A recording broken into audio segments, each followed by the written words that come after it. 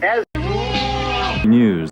There are rumors that Ennis is negotiating a deal to fight Mario Barrios, and by the time they fight, there's a good chance that Mario Barrios is the full WBC champ, while Ennis is already the full IBF champ.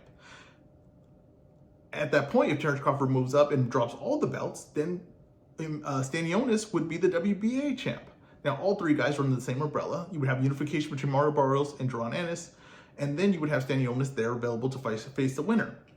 Now, you got to watch the WBO, who Giovanni Santillon is the #1 ranked, and #2 would be Cody Crowley, who was also under the PBC banner. The fighter to watch in there is #5, Josh Taylor, who has just moved up to the weight class, has not fought anyone, but is already ranked #5. And you have to believe the way these rankings work, which are not the most credible things and not the most legit things, that Josh Taylor moving up to #2 past Cody Crowley is a possibility. It's something you have to watch. People say that boxing scorecards are crooked and everything like that. You have to, if you really want to see things that are you have to be very, very skeptical on, it's boxing rankings when it comes to belts.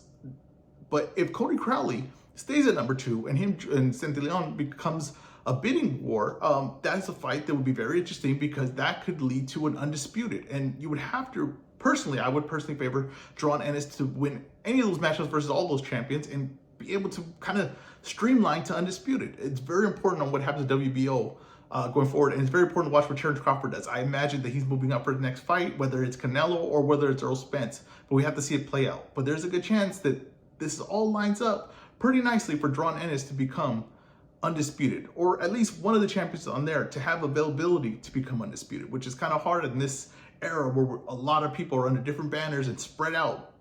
For all the titles to line up like that very nicely could lead to some good fights and some productivity in a 147 weight class that is seeing all new faces. This has been the Ezra News.